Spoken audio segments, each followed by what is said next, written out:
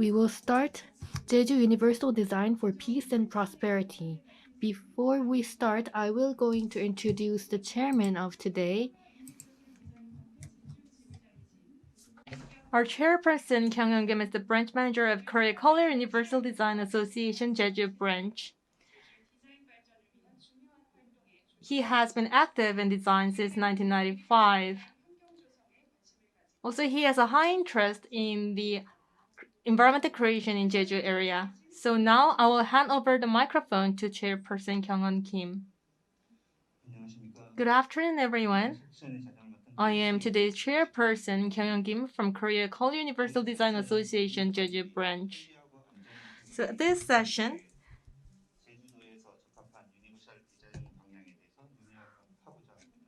we would like to talk about the city urban landscape. So first of all, I'd like to introduce today's presenters and panelists. First, we invite Tanabe Manabu and Sugawara Michael, Professor Sugawara Michael from Tokyo University. And also, we invited the speaker Yeon-sun Park, the president of Korea Color Universal Design Association. So we invited panelists Mr. Chang Yun-woo and Professor Lee In-ho and Chief Officer Choi Young. So first, I'd like to introduce the first presenter for today's session. So the first presenter is Tanabu Manabu, who is the representative of Japan's color planning. So he's a lecturer in Musashi no Art University Faculty of Design and a member of the Kamakura City Urban Landscape Council. So today he will have a presentation under the title of Universal Design of Urban Space and its System.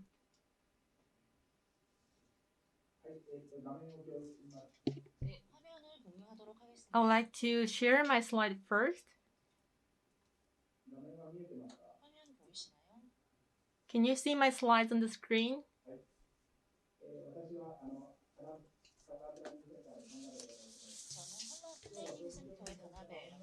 I am Manabu Tanabe of Color Planning Center. Now I'm participating in this session from my home located in Tokyo. Actually, I also participate in the Jejuporam 2017. So today I'm going to make my presentation imagining the beautiful landscape of Jeju Island. So today I'm going to have a presentation under the title of the Universal Design of Urban Space and its System. So Japan is adopting the universal design rapidly in recent 10 years. So first of all, I'd like to introduce the background of the universal design. The first cause would be aging and the super aging. Japan is facing an unprecedented speed for the aging in the world. So we expect that the population of the aging people in Japan will exceed 30%, and this can be a great challenge in 2025, which means then one young generation has to support 1.9 senior or the aged people. And the second cause can be a globalization. On the slide, you can see the graph showing the number of foreign visitors to Japan. In 2003, it was 10 million people, but after that, it has rapidly increased and it already exceeded 30 million people. However, it decreased a little last year due to the impact of COVID-19 pandemic. However, we can see the continuous increase of the foreign visitors. They are not only tourists, but also for the general public. So this leads to the globalization of the society in Japan. And the third region is the inclusion society. So it is the progress of diversity inclusion society. In 2013, there was the legislation of Act on Promotion and Elimination of Discrimination on the Ground of Disability specifies that town development where everyone can live comfortably and need to create an environment where people can participate in society in various situations. And this phenomenon is spread not only in the society but also for the enterprises and the public institutions. Again, this backdrop, our goal is to create a town where everyone can live comfortably and where people can participate in society in various situations. And this is the background and the current situation of Japan. So against this social background, I'd like to introduce urban challenges that we have. The first thing is that we have to create the consciousness of people, and this is a soft issue for our challenge.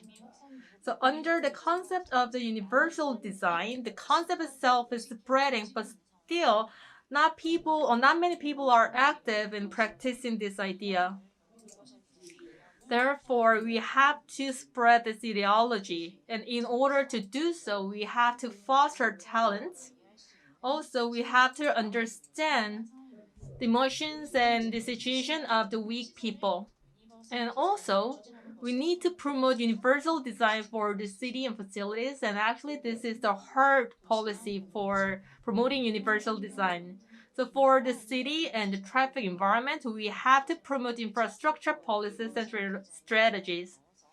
So we have to make a design with universal design from the early stage.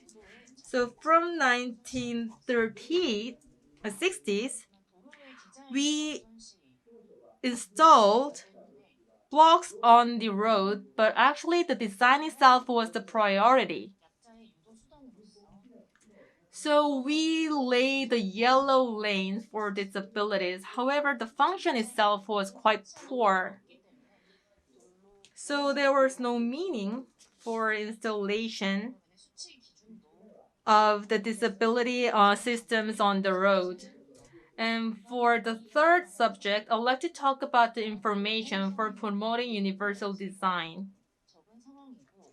So still, there's a lack of information sign in the town, and it is expected that amount of information will be enhanced and the display will be easy for anyone to understand.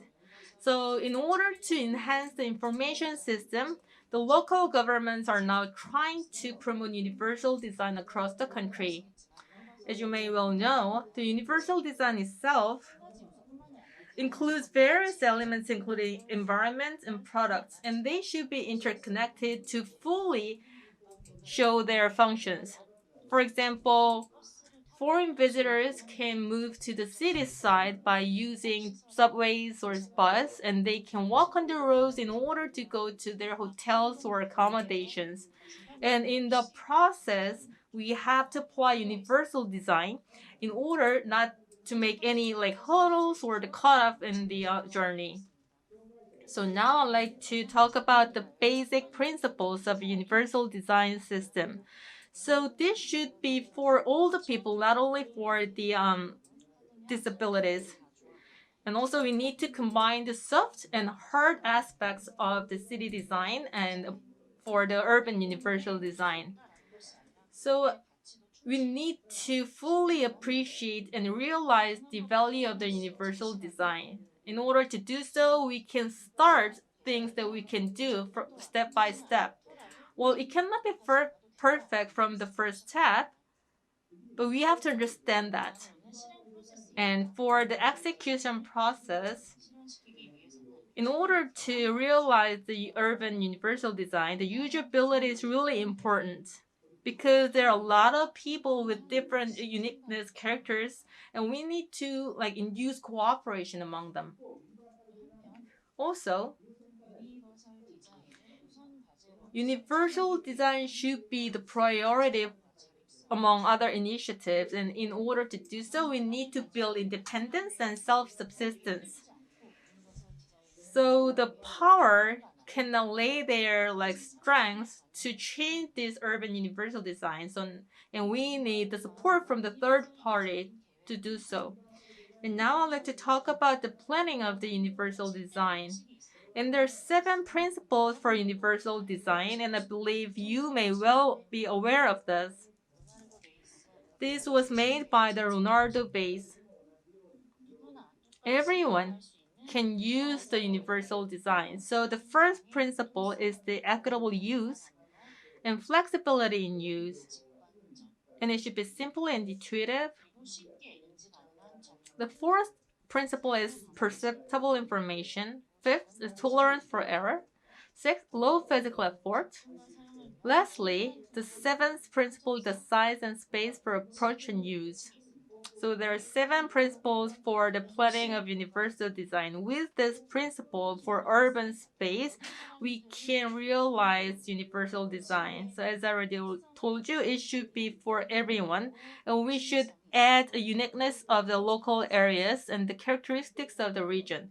Also, it requires authentic public welfare, locality, beauty, reasonable price, and sustainability. These are very important requirements for universal design.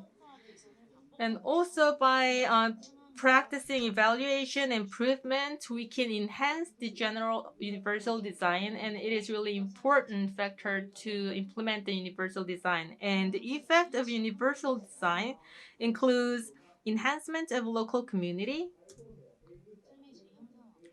and improvement of the quality of life and economic spillover, reduction of cost, reduction of environmental load, and improvement of social vitality. Next, I'd like to share some examples of universal design in Japan. So first, I'd like to introduce examples in urban space. Here you can see the entrance of the City Hall of Tokyo. So generally, the entrance of the City Hall has a lot of complicated elements for its design. But here, as you can see, there's no steps or gaps between the sidewalk and the side of the building. So people don't need any support to go inside the building. So by making a design in this way, people who are using wheelchair or stroller, cart, can easily access to the city hall. And the picture on the right side, you can see the guest room of Japanese style hotel. But actually Japanese people like take off their shoes indoors. So because of that, there's a steps inside. So this is quite like small and narrow space, but still it secured enough size for wheelchair to be used. And there's no step. It has only a small step for easy access of wheelchairs. Also, the height of the room is good enough for a wheelchair to go in. And the height of the table or the room can be adjusted for people who are using wheelchair or not. And next, I'd like to talk about moving space. On the left side, you can see the picture of the passage of the airport. So this is the corridor for the airport CC, and it can lead travelers to their destination precisely. So the people who are using the global flight, it shows the direction very accurately, and also it shows the shortest distance for travelers. And the other example I like to share is the platform, the subway platform. In order to prevent the falling accident from the subway, we installed the platform, the screen door. So when the subway was opened in 1991, we installed the screen door. And actually, we added authentic features on the screen door as well. And I like to show the example of the sign system. So this can be the universal design promoted by the government. So this is the timetable of train.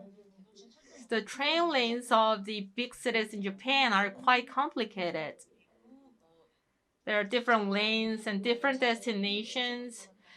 They come and go very frequently, so we have a very complex timetable. So before we added different colors on the timetable, but it was not easy to understand.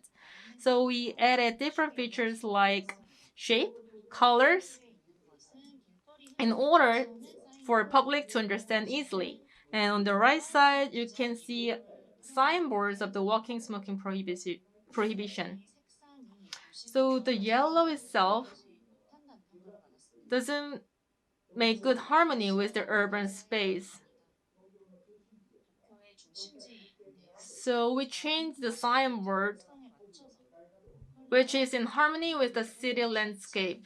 So we changed the colors and the fonts of the letters.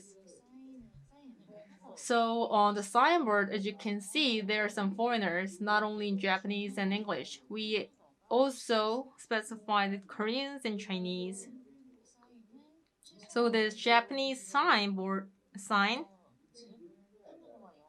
uses the minimum languages before, including Japanese and English. But at the moment, we added Koreans and Chinese. So there are a lot of signboards that has 4 languages inside, which means we welcome Koreans. After the end of COVID-19 pandemic, I hope many Koreans would visit Japan. And next, we also can find examples from the public transportation, including taxi and bus. So we installed low floor systems for the transportation systems. So this is a Japan taxi developed by Toyota. So the guest can use the taxi with the wheelchair, but when it was first developed and sold, it couldn't become popular because it took so long to get on and get off. So at first it had a lot of problems, but currently it has been developed so the users can use the taxi within 5 minutes. So this is a really good example of the evaluation and improvement. And currently the portion of Japan taxi is about 30% of the total taxi usage. And on the right side, you can see the new vehicle of Sagami Railway. You can see different seats, like there are seats for general, but we also have the seat for people with disabilities.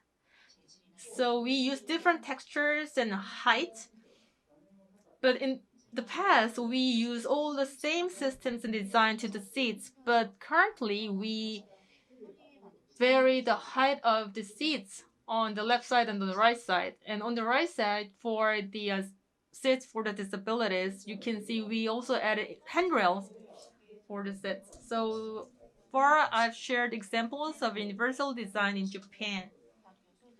And every feature doesn't stand alone. However, they are working together in a systematic way to have good effect of the universal design. So in sum, as you may well know already, in 2015, UN adopted SDG SM for its sustainability and sustainable development goals. So we can see a number of activities in many countries, and it has 17 targets, which is to eliminate discrimination and inequality. Also, no one left behind. So these ideas are included in the Sustainable Development Goals, and these are in line with the goals of the universal design. So by practicing SDG targets and the universal design, we can make our life better. And I think this is the essential ideas for us. So universal design is not a special thing. In order to achieve the sustainable development, it should be practiced, adopted naturally. If not, our future can be dangerous. So here I'd like to wrap up my presentation. Thank you for listening.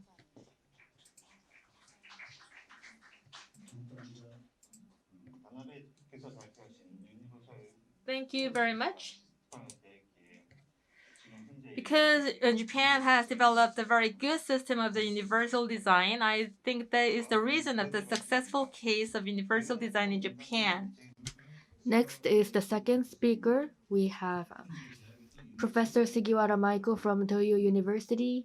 She is in charge of barrier-free universal design of urban environment for disabled students, and she is very much active in terms of searching for the universal design. And today she will going to talk about universal design for schools aiming at inclusive education.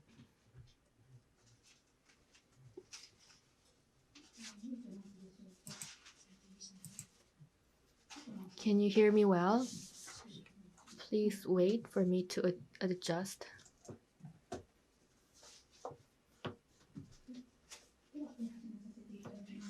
Now I will start my presentation. Good afternoon. I am Sukawara from Toyo University. Today, thank you very much for giving me opportunity for making a presentation. My major is architecture and I am focused on barrier-free on constructions and villages. Today, I would like to talk about barrier-free in schools. Why do we need universal design in schools? No matter you are disabled or not, you need education.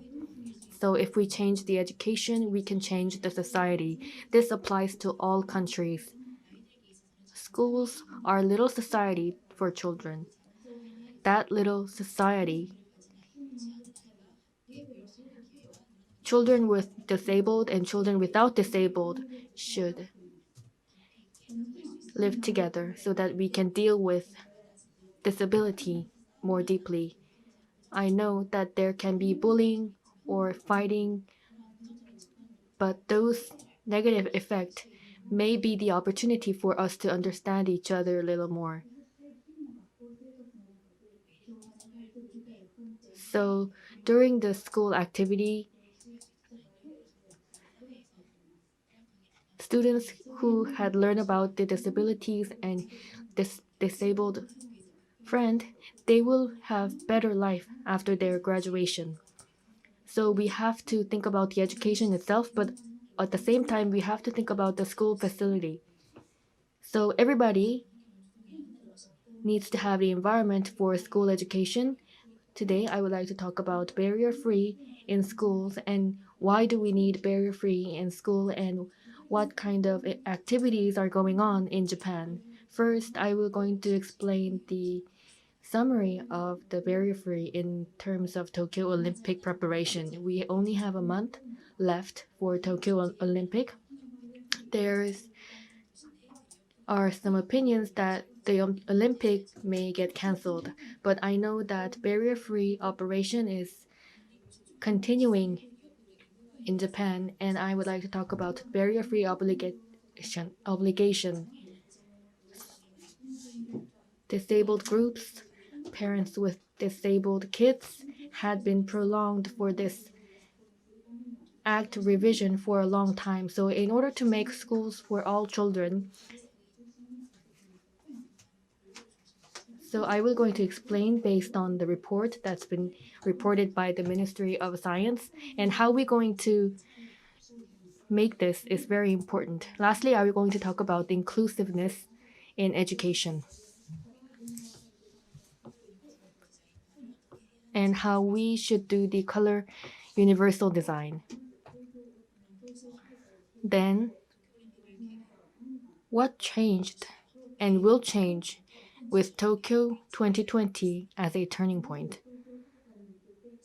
First, we are facing Tokyo Olympic, and inside the stadium, there are barrier-free constructions going on, and this is happening in Korea also. In order to widen the visibility, we are also applying that operation. Not just the stadium, but also the stadium that already exists is also going through operation of barrier-free construction. Like the previous speaker had mentioned, we are also making accessibility of guest room in accommodation. People who are running wheelchairs are able to access these restrooms.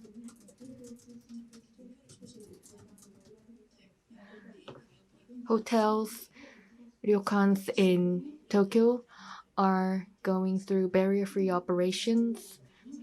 And next, I will going to talk about the Universal Design Taxi. This had been introduced in the previous presentation, and in Tokyo province from 2010 to 2016 for 5 years, eco-friendly universal design taxis are implemented with incentives. So Tokyo Universal Design is also providing Tokyo Universal Design taxis. So far, the people with wheelchairs were not able to ride the taxis because of their environment, but their environment is changing now. Next, I will explain boarding trains. When you get on or get off the subway, there were gaps in between, and the difference in height will be about 3 centimeters, and gap between trains and platforms should have to be 7 centimeters. So the user will have to be safe when the user tries to get on or get off the train. Next, I will going to explain barrier-free design in small-scale shops and restaurants. The whole size with 2,000 were obligated to apply barrier-free act, but テーブルへのアクセスを But after a few meetings, they had decided to apply this barrier-free act to small shops also. So they are planning to expand access to entrance, enough widths of aisles, access to tables and movable chairs, access to payment areas, and they are planning to make accessible toilets. In terms of bathroom design, they are also evolving. As you can see in the photo, there are multi-purpose toilets. However, other than people with wheelchair,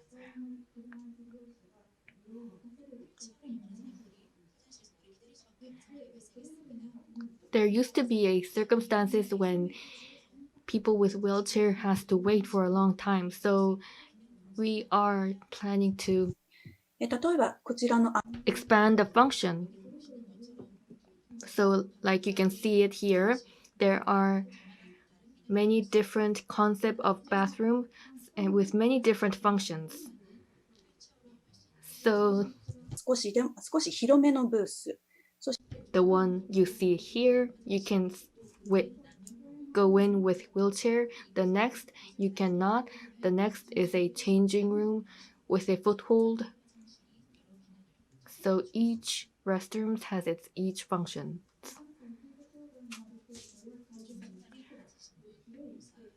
People with profound disabilities are able to go into the restrooms with their caregivers, and we are also considering gender-free restrooms. Universal Design Workshop was focused on the planning and building stages on the new national stadium. So from design to execution, we are considering elder people or disabled people, and 14 organizations for people with disabilities participated in the workshop, and they had explained their demand, and there was some conflict during the process, but we have managed to adjust the opinions after the discussion. 共同と参画という感覚、 Now we are in a implementation process, so cooperation and involvement are there, and this is the only case with this cooperation and involvement applied to the design stage. So I hope this process will not stop here, and I hope this can be applied to other construction of facilities. Now I will going to explain したバリアフリー法改正において universal designs in schools. barrier-free movement had shown greatly in terms of building primary schools and middle schools. So far, the barrier-free obligatory schools were only limited to public schools, but after the amendment, schools, primary schools and junior schools are now also should have the barrier-free facility. So far, they were just obligated to make an effort to follow barrier-free regulations, but now they are obligated to follow the barrier-free regulations. Public, private schools and high schools are not applied with this amendment.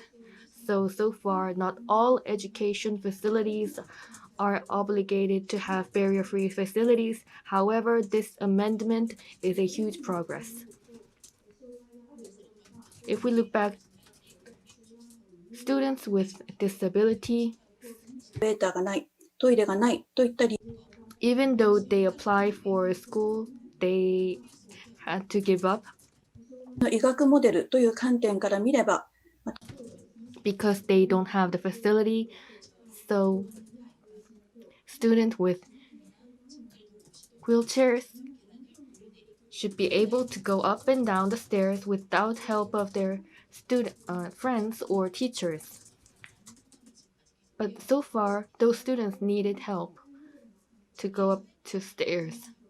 So if we look at the social issues in terms of disabled students, they should be able to move and their school environment should be fixed, and we need to expand this. So what is important is that the purpose of adjusting the school facility is not to fulfill the obligation of barrier-free, but also we are planning to provide comfortable school environment for students. In terms of the amendment, the report of Ministry of Education in December 2020, promotion of barrier-free design in school facilities had been reported. The page is about 50 pages. I cannot introduce all pages. I will just summarize the essential parts. Recently, primary and junior high schools, which was newly built, extended, and renovated, and about 90% had basic accessibility after they installed elevators and ramp. Even though we are still in this situation,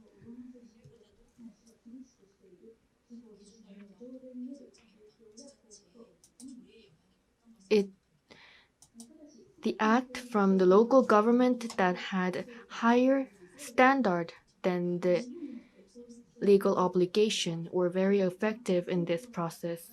So there are about 28,000 schools here, and only 25% were installed with the toilets, and only 78% were complete accessibility between gates and schools, and only 57% had completed accessibility between.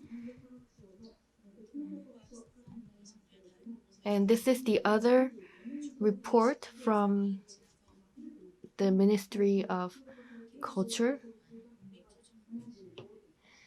Public and primary school, junior high schools, which are more than 25 years old, were about 75%. About 21,000 needs refurbishment. So the existing schools needed to have refurbishment. So we need this progress for the barrier-free. And this had been gained interest from the minister, And in order for us to fulfill this, we are planning to expand the budget. And for 5 years, we need urgent and concentrated adjustment. And the purpose of adjustment, refurbishment, we need. 地方の財政 The country had expanded the strong will that they are planning to fix this. Small governments are not able to implement this. And they also mentioned that we need stable support. This is the goal by 2025. First, wheelchair restrooms should be applied to all schools designated as shelter centers. This is about 95% of the whole school. Next is completing accessibility using ramps should be provided to all school facilities. Elevators needs to be refurbished to all the schools' elevators at school. Only 21% have elevators at school, and they are planning to lift this percentage by 74%.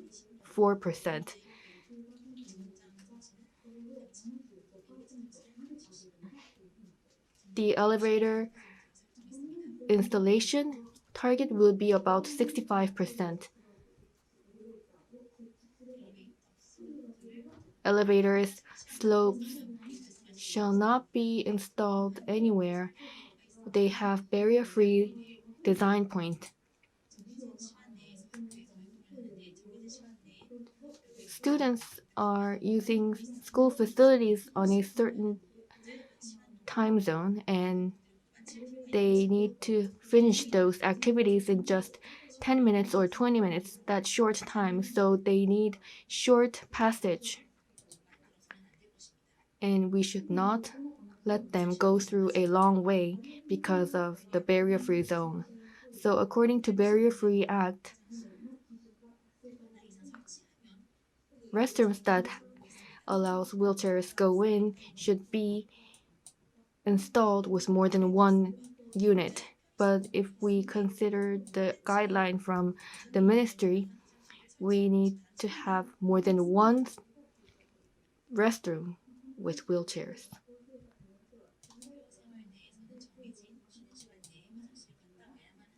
According to the barrier-free regulations, one or more accessible toilet needs to be installed in one building. The report is saying that it is better to install an accessible toilet on each floor, considering the features of schools. Some of the students are complaining the fact that they are not having enough time because of the long path in between the break time. Restrooms, slopes, not just installing elevator is the resolution. We also need to consider the sites and slopes, and we need to assure that the students with time of study, time of class, time of break and lunch, so that we need to make usable environment for students. And schools are not just for children, but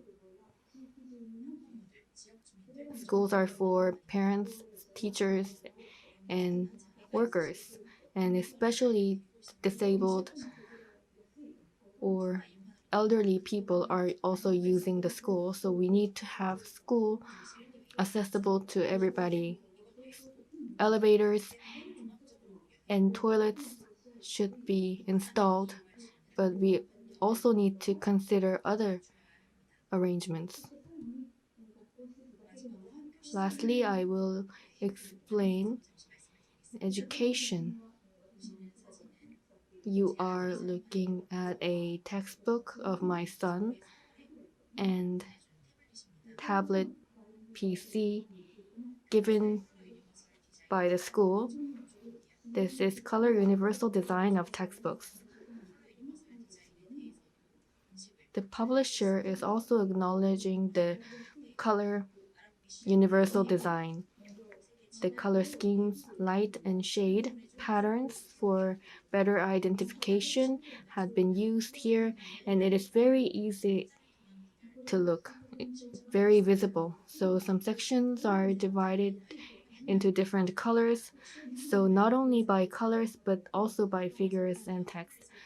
So the public-based education is implemented since this April. Color design and digital textbook should also be applied here.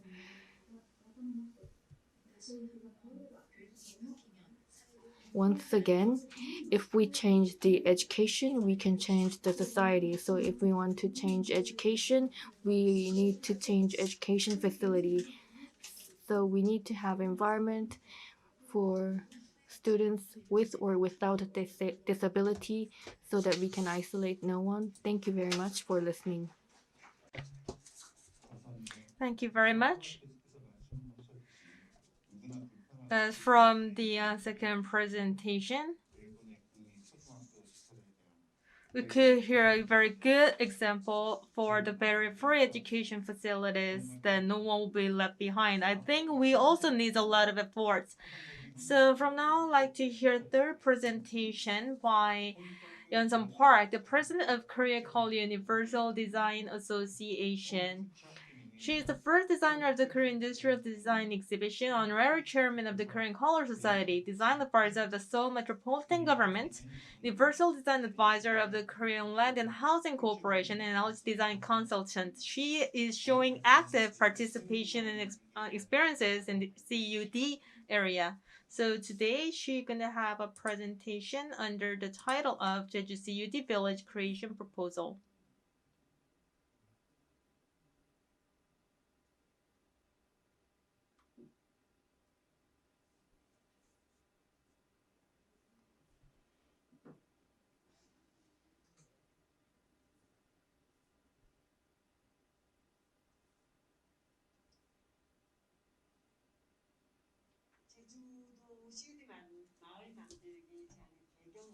So the background of the Jeju CUD village creation is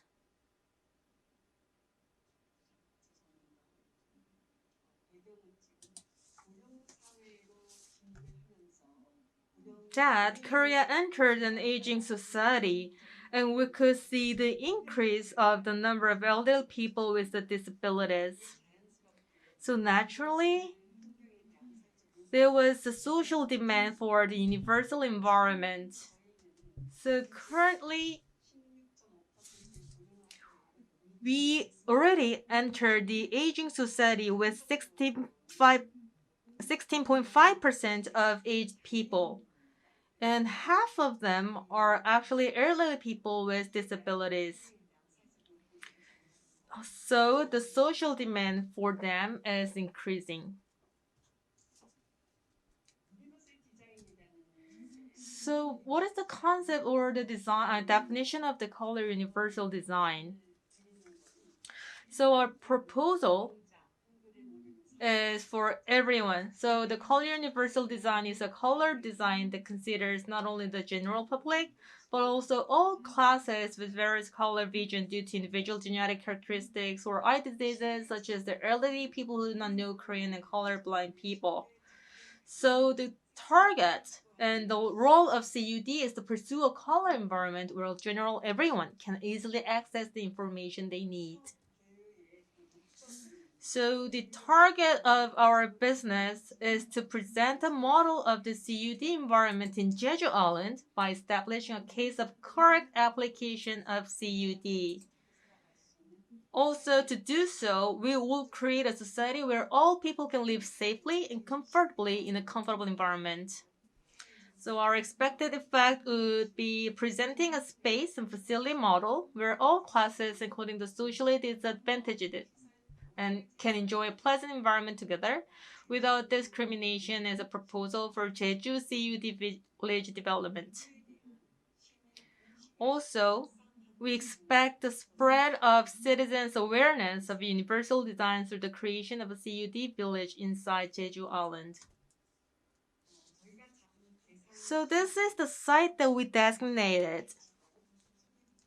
In the proposal, our site is the 상동 area of 영랑리, 대정읍, 서귀포시, Jeju Island. So it is within the 200 meters range. So we have a high portion of the elderly people, which is about 37.5%. So as we can see here, it is already aged village. So here I'd like to introduce our design proposal. On the left side, you can see the color of the roofs are blue at the moment, but we'd like to change the color of roofs through our CUD village proposal. And by doing so, we can build the CUD village identity through roof color and house improvement projects. So firstly, we would like to improve the environment outside the village floor graphics. And also the intersection alert. So for that, we will install the graphics and alerts be installed to induce drivers to drive slowly and prevent vehicle and pedestrian traffic accidents. So the sensors can detect the colors of the LEDs, the yellow or the red. So by observing those colors of the light, the drivers can drive slowly. And the second proposal is the additional installation of night walk facilities. So we will install lights on the wall of the passageway and the floor of the crosswalk. By doing so, we can eliminate possible crime locations on the night walk and prevent safety accidents such as slipping accidents by the elderly. Third proposal is the safety secured by additional installation of night lights. So we can do this on the floor traffic lights on the crosswalk, traffic light posts, and LED floor lights in crosswalk. So by installing those facilities, we can ensure the elderly pedestrian safety. And the fourth proposal is the installation of SOS safety bells. So this will be installed for floor traffic lights on crosswalk and traffic light posts and LED floor lights. So by doing so, we can ensure the elderly pedestrian safety. The fifth proposal is the application of CUD color. This is for the elderly people who has limited cognitive abilities due to the deterioration of their cognitive abilities. So CUD will be applied for easy identification by applying unique colors and images for each household. So on the left side, you can see the graphics that can be entrance to the sections and the entrance. So each section can have their own images. And also for the same height, we can change the shapes of the images. So if the facility is related with the sky, then we can use some features or the shapes related with the sky, including cloud, rain, or other graphics. So by identifying those images or the graphics, they can recognize where they are with those graphics. So we will apply colors and shapes for the CUD village. The sixth proposal is ensuring a minimum width of pedestrians. So this is to make the continued road without any cutoffs. And also, we will secure the safe width of the pedestrian of a width of 1.2 meter minimum. And seventh proposal is to remove the step difference at the boundary of the pedestrian safety zone. So all the boundaries will have no steps. And by doing so, elderly people can walk freely.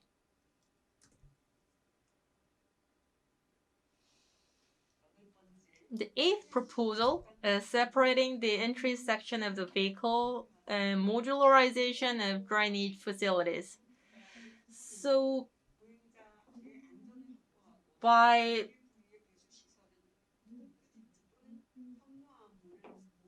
the pedestrian path and the vehicle entrance will be separated to ensure pedestrian safety and to build drainage facility boundaries with processed concrete or basalt. So currently we are separating the sections by using different colors. Because of the different colors, seniors and their elderly people can differentiate them easily with different colors or different brightness. And the ninth proposal is to use finishing clay blocks seamlessly. So the pavement will be constructed without gaps so that people will not trip over the gaps in the seams. The 10th proposal is to build a playground for the elderly. So in the town rest area for the elderly will be implemented to exercise and maintain health conditions. So this place can manage the health status of the residents in the village. Of course, this like a town rest area will have many facilities. While there's less children in the village, but this facility will induce children or younger generation to spend time with elderlies or the seniors. And the 11th proposal is to create a rest area for anyone to use. So this area will be used and allowed to be used by everyone. People who are using wheelchair or anyone with disabilities. So it will make it easy for anyone to access. On the left side, you can see the current status of the rest areas in towns, which is quite difficult for wheelchair users to access or to use. But we can change the design for wheelchair users to use it or access it freely. And the 12th proposal is to apply CUD to signage. So this signage can be used for the elderly town hall or the facilities that elderly are using frequently. So the signage will be installed on town halls and senior town halls so that people can easily recognize the difference between text and background with brightness. So at least the difference of the brightness should be bigger more than 4. The 13th proposal includes ensuring the safety of the building entrance. We will install a new ramp at the entrance of the building in order to increase easy accessibility for wheelchair users and high visibility anti-ski facility. And also the handrail will be installed next to the steep stairs to prevent safety accidents. So the slope should have a 20 meter of slope for the new installation. And the fourth proposal includes applying the preferred color of the elderly. And the elderly people prefer the orange, while they don't prefer navy. So we will apply the warm yellow and the orange colors to the facilities that they are using frequently. For example, the exterior color of the senior citizen hall will be planned to provide comfortable ambience by applying the warm YR yellow series colors preferred by the elderly. 15th proposal is to plan customized kitchen for the convenience of the elderly. For the inside of the senior center or the senior city hall, all facilities will be installed in a low position so that the elderly people do not have any inconvenience. Even the kitchen will be planned to make it easier for wheelchair users to use by eliminating the upper cabinet and lowering the lower cabinet and sink height. So 16th proposal. It is about safety facilities for fire prevention. We will prepare a spray-type fire extinguisher that anyone can use, or a readily available fire extinguisher. By preparing those fire extinguishers, we also can prepare a city timer to prevent gas leak, accidents, and sprinklers to prevent fire hazard.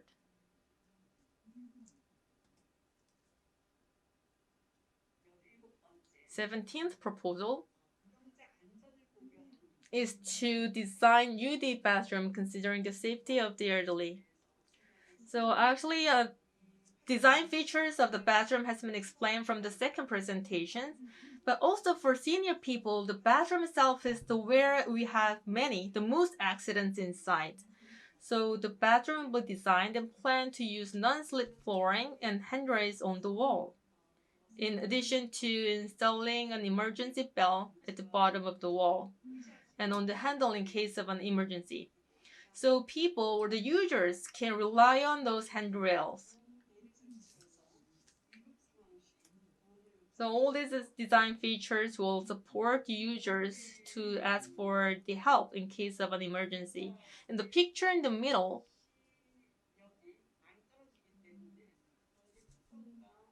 shows a different design of the top of the toilet.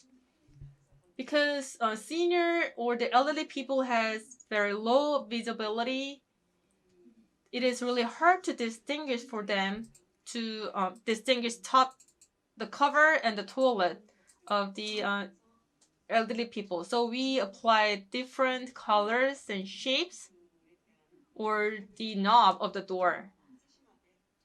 So this shows how sensitive and sophisticated design is applied to the bathroom, UD bathroom for elderly people.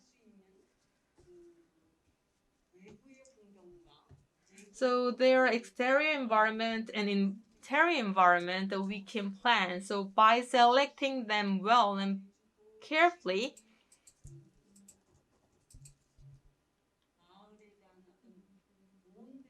we will design a model example of the CUD village in Jeju Island. Of course, we have other options and plans other than those 17 proposals. But 17 proposals that I just introduced were the high priorities of our agenda for the CUD village creation proposal. So that's what I propose to you. Thank you very much. Thank you very much, President Park Yeon-sun. As she pointed out, I hope we can have a pilot city for Jeju so that everyone can experience the convenient environment. And for 10 minutes, we will going to have discussion about this presentation that we just heard. First, I will going to introduce Mr. Woo Chang-yoon, the president of Korea Universal Design Association. As this person with disability, he had tried hard to make universal design, and by the Ministry of Land, Infrastructure and Transport, he had made great accomplishment, and he had conducted research on the Universal Tourism Facility Certification and the establishment of Smart Architectural Information System. Next is Professor Lee In-ho from Jeju University. Lee In-ho is a professor of indoor architecture at Jeju International University and the director of Jeju Design Institute. He conducted academic survey as a researcher in charge of Jeju Special Self-Governing Province public design basic plan and suggested the direction of universal design suitable for Jeju environment. He is a member of the Jeju Special Self-Governing Province Urban Planning Committee and Landscape Committee and is currently a member of Public Design Promotion Committee. Lastly, I will going to introduce Ms. Choi Young, Chief Officer of Seoul Universal Design Center. She majored a residential environment design for elderly and children. She has established private institute to develop universal design guidelines for Seoul and Gyeonggi province and participated in enacting ordinance to implement various efforts to realize and institutionalize UD. Furthermore, she has been taking various attempts to change awareness and spread universal design, such as participating as relevant evaluation committee members for the Ministry of the Interior and Safety, as well as education, public officials, and students. We will going to have discussion first, and if you have a question, please raise your hand. And participants from online, if you have question, please ask through YouTube channel. First, I will hear from Ms. Choi Young. Good afternoon, everyone. Nice to meet you. So first of all, I'd like to express my gratitude to host Universal Design Session for Jejuporam. And also, I'd like to express my pleasure and honorable feelings to all the participants for the session. Also, I'd like to say thank you for Yeonsung Park, who is now preparing and planning a CUD village in Jeju Island. Well, actually, I have only two views toward the world. The first thing is what I can do, and the other is what I cannot do. So, of course, for the first view, we need a village or the environment which has a universal design well. In 2013, I visited Japan, including Tokyo, Osaka, Nagoya, Shimoseki, and the others, and even up to Fukuoka. So even on bicycles. So we can call it intercycle. I believe that it is one of the game for the Tokyo Olympic this year. So when I rode bicycles inside Japan, it was possible because Japan has better design for riding bicycles compared to Korea. So they have that universal design environment in Japan even at that time. So because of that, I could ride bicycle freely while even I did not know the routes or I was not familiar with the geography in Japan. So the restaurants, convenience stores, bathrooms, accommodations, and all the facilities that I used had no problem for the travelers with disabilities like me. So actually, I slept many times alongside this national road. And the other feature that I realized is that I could get a lot of support from Japanese people at that time. So I started riding bicycle on August 7th, which was really hot. Even the temperature went up to the 42 Celsius degree. But whenever I rode a bicycle, I could get a lot of cheers and support from the Japanese people. They showed their support by giving me a free drinks at the convenience store. So I could feel the heartwarming support from the Japanese people. So the physical environment, as well as the caring sentiment of Japanese people, was very good motivation and the driver for me to successfully completed the riding a bicycle in Japan. So in many ways, we are competitive with Japan, but for universal design, I think we need to benchmark and learn from Japan. In 2016, I became a founding member of the Universal Design, and I became the president of the Korea Universal Design from the year of 2019. So in 2016, we could see the Seoul City Universal Design Urban Planning Convention. And as already mentioned, with the public institutions and housing institutions and the Ministry of Education also received the research and support for the universal design from us. And also for the tourism facilities inside Seoul, including restaurants, cafes, and convenience stores, hotels, and accommodations. We preparing the Universal Design Tourism Certificate. And also the products which are used in those facilities, we are also doing a certification for the Universal Design Tourism product. And also even provide award for the people who made a great contribution for the universal design in Korea. And also President Park received the award. And Seoul City also established and opened the Universal Design Center last year. And it is playing a role of the Universal Design Hub in Seoul City, and I feel great gratitude and happiness for that.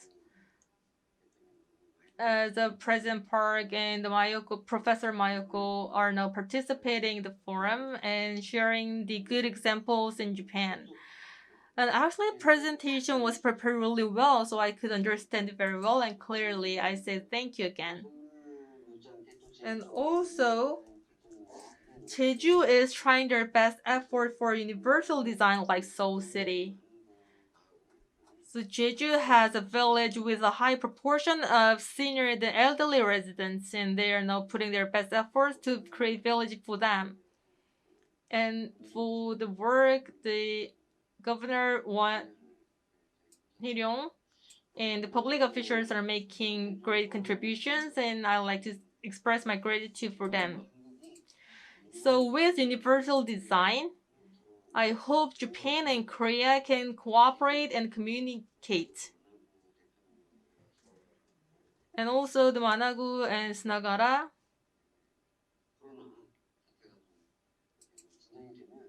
I'm looking forward to meeting them after the end of the COVID-19 pandemic. So thank you for the great presentations. Thank you, Professor Lee.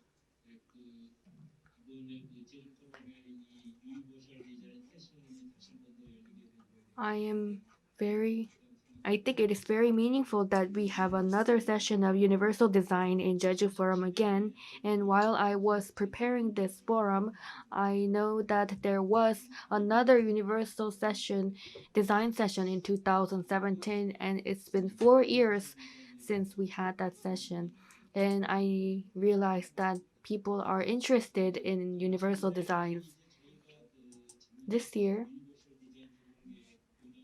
Universal Design Basic Plan for 5 years had been enacted last year, and this year would be the second year, so I think that is the reason why it is more meaningful.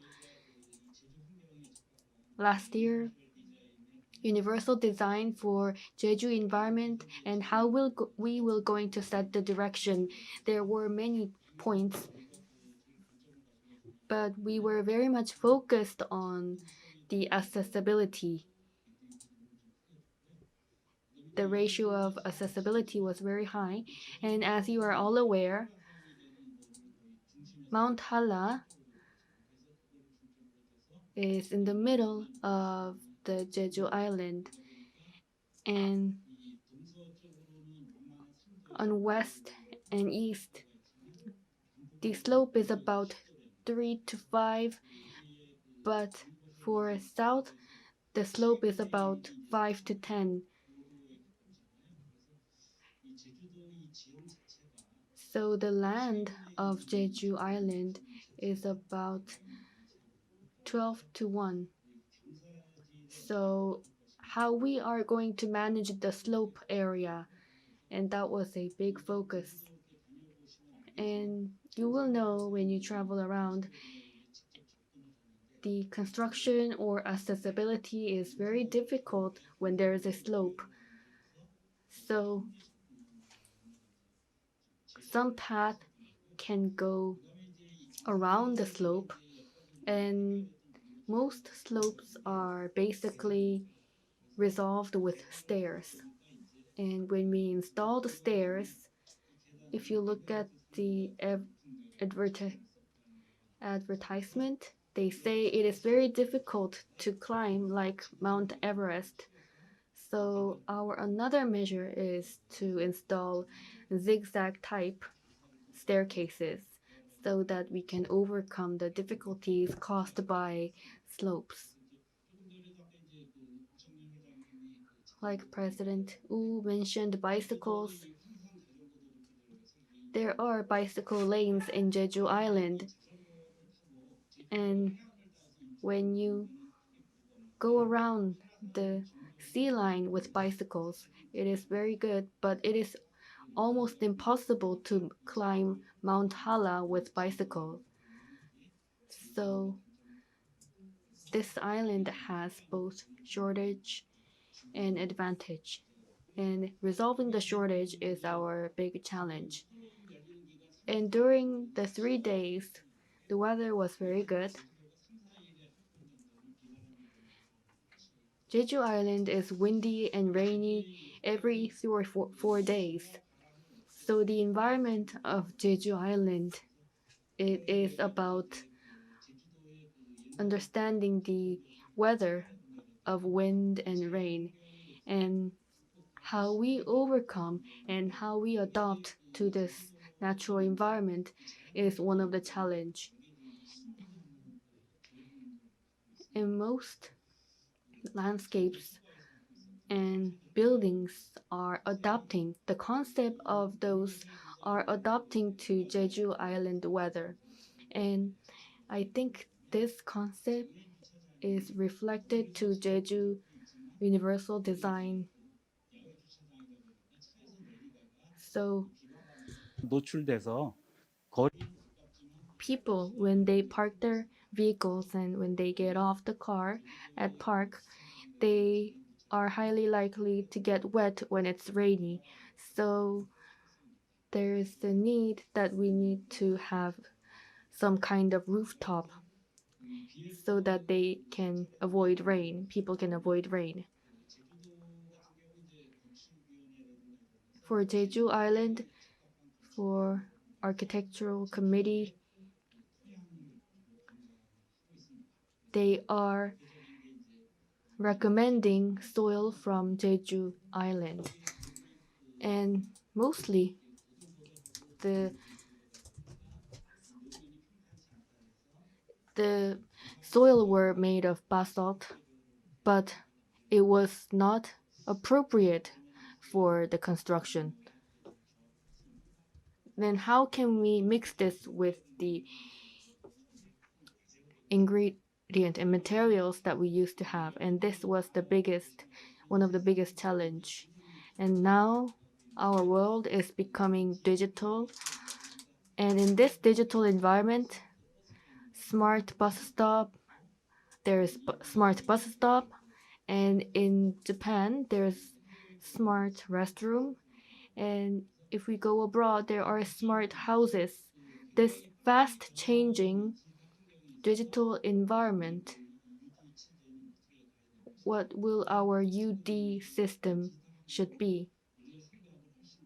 So this change is happening much faster than we thought, and we need to cope with this situation. And 있지만 그 among your presentation, the wheelchair users, most they can go into hotel with their shoes on, but in Korea or Japan, you have to take your shoes off. And if we go travel, we carry our carrier, but we are able to wear shoes until the entrance, so we have to take it off. So these carriers or wheelchairs, like equipment with wheels, we have to consider that we should take off shoes. These little things, 들어가는 한큰 I think this is one of the process that we building universal design, and this was a good opportunity to introduce about universal design, and I think it was very meaningful because we introduced universal design. Thank you. Thank you very much. Thank you very much for the good comments. And next, we would like to hear comments and discussion from Chief Officer Choi Ryung. First of all, I'd like to say thank you for 3 presenters. I am the Chief Officer of Seoul Universal Design Center.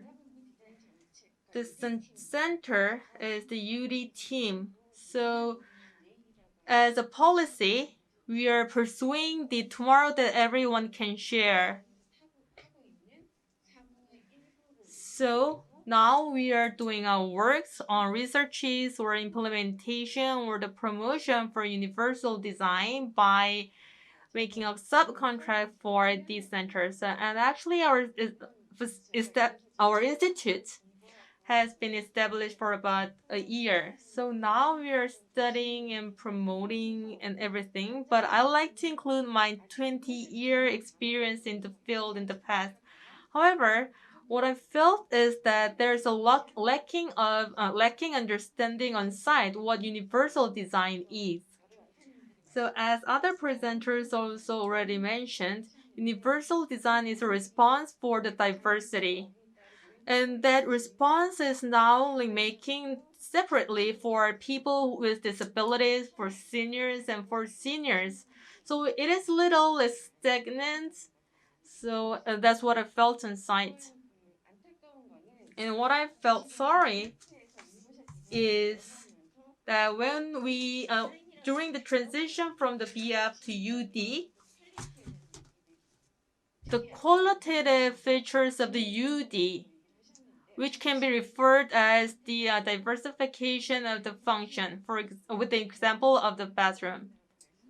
So the bathroom can have different functions other than a toilet itself. So we have to implement those different functions on the universal design, but still it's quite insufficient to implement that function on the design because it costs a lot. So with this forum, we've worked on universal design a lot, and there are a number of universal design experts as well as the guidance. So I hope our efforts will not be perfect from the beginning, but it will be improved continuously. And in order to do so, I hope we can achieve a driving force to make the progress. So that's the goal of the direction of the universal design, to create a design that everyone can enjoy and share. And with the universal design, we can be one and interconnected and more inclusive and coexist. And to do so, I hope that we can have forum to gather all the ideas of the experts like the presenters we have. And because of that, I think the universal design is one of the priority agenda for the forum. Thank you very much. So while listening to the good presentations and the comments, we are almost at the end of today's session. So I'd like to have a question from the floor. I'll have 3 questions.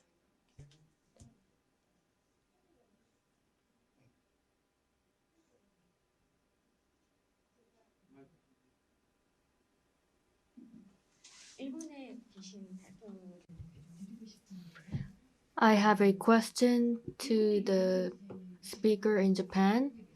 And I know the design in Japan was very successful compared to Korea.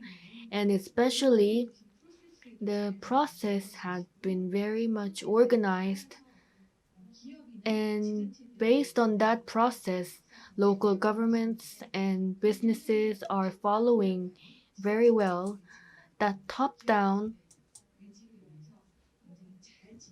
which is about will of corporates and will of local governments following this principle, was very much well implemented. And we are also facing aging society, and our speed is much faster. And in that respect, what kind of if tip or know-hows that you want to share to us that you felt it was very effective to you?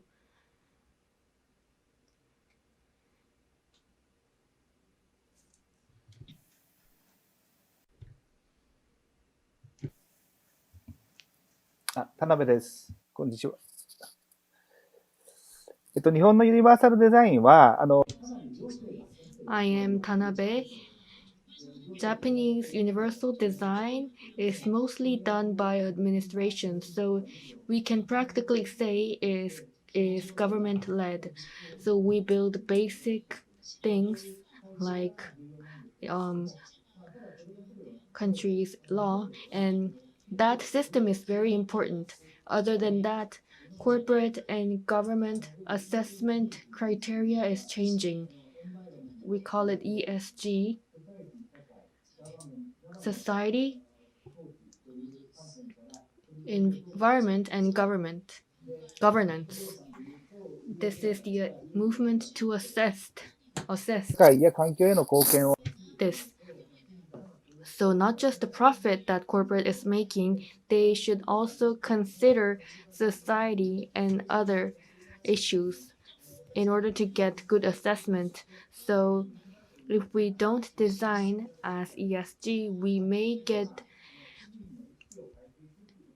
wrongful response from the consumers. So we need to change the citizenship. Now I'm going to answer. I am Sugawara. Okay, now I'll give you an answer. I'm Suginara. As Tanabe said, we are doing our UD initiative in that way. And also there are many like conventions and councils and for that, the participation of the related people are mandatory, so they can have opportunity to make their voice up. We can hear or to listen to what kind of discomfort and inconvenience they have.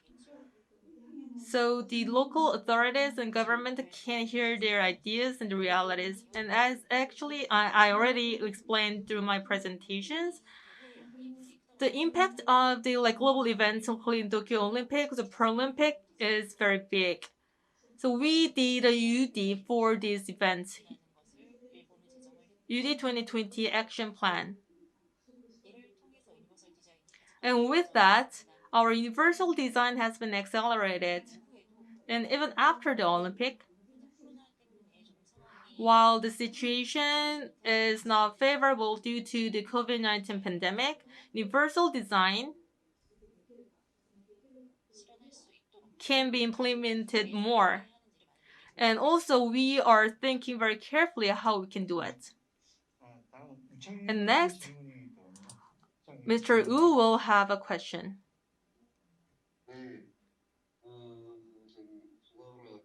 I have a question to the Professor Sugawara. So from the presentation of the Professor Sugawara,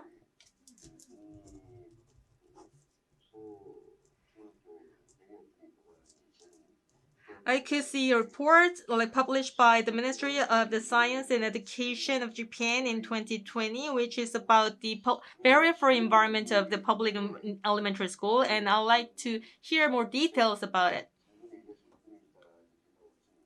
And also, it says that it can come up to 1/3 or 2/3. I'm curious if the proportion include the existing buildings or the facilities. In case of Korea, we apply the CUD for the 12 types of elementary school textbook.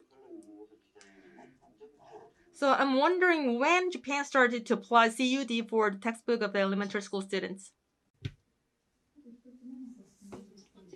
I will answer the first question. Because of the amendment, the guideline that has been amended had been included in the report, and also before amendment, barrier-free or universal design related guidelines were existed. However, what's important this time is that new construction, additional construction, or public construction all needs to fulfill the barrier-free guideline. They are obligations. That's the point. And we have to consider the characteristic of each school to apply universal design, and that is included in the guideline, which was published by the Ministry of Science. However, other than that, other facilities are obligated to pay effort, so it is not legally binding. However, in terms of government goal and budget allocation, I think if the central government is supporting local government to fulfill this, and this is very meaningful, and how local government will implement this process seriously, we people, citizens, should really look into it. Next question. With the children's colorblind student treatment had been included in the textbook, so universal design in urban areas, the social acknowledgement had expanded. And in 2011, 子どもたちが学ぶ内容 the things that children learn and things that teachers teach had been greatly revised. At the same time, textbooks were also revised, and this had been published. And also in 2013, the Ministry of Science さるデザイン had a review with the textbook, and color books design were also reviewed. They reacted to the movement of Ministry of Science, and this is how the publication companies reacted, and most schools and the companies are reflecting this. Thank you very much. So, Leslie, I'd like to have a question from the floor. So, I'll give you a short discussion with this last question.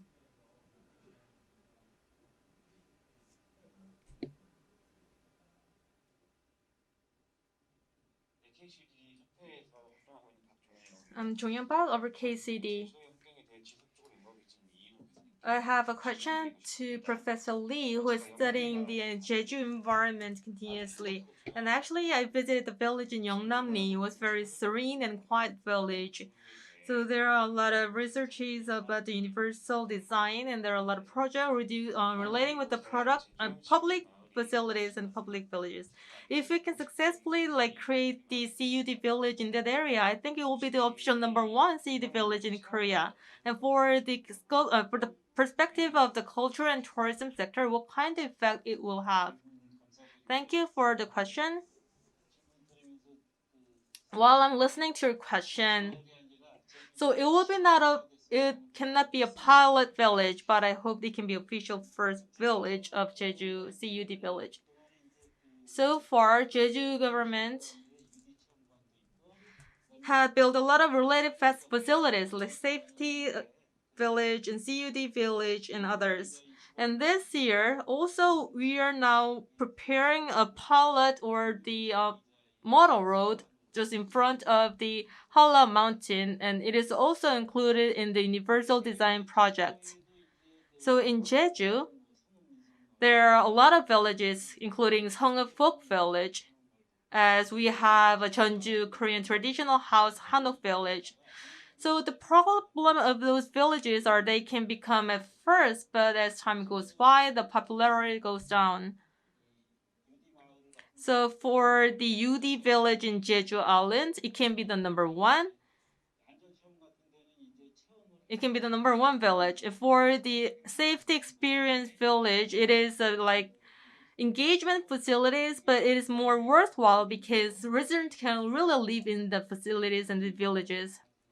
So I hope that this village can be the starting point to make the whole village in Jeju Island as a UD village. And as already briefly mentioned, well, actually, the weather condition in Jeju is really diverse. Like one village can have a sunny day while the other village can have a rainy days. So the universal design should reflect their own characteristics of the weather and environment. And also UD projects are really organic. And actually, Jeju has a very good spirit of the cooperation called Sunorum. And the spirit itself can have did a little change as time goes by, but this historical or unique spirit of Jeju can be the foundation of the universal design project in Jeju Island. Thank you very much. Also, I'd like to express my gratitude for all the participants of today's session. So here we would like to conclude the Jeju Universal Design for Peace Prosperity session. Thank you very much. Again, I'd like to give a big round of applause for all the participants, including the speakers and the panelists. So here we'd like to conclude today's session. Thank you very much.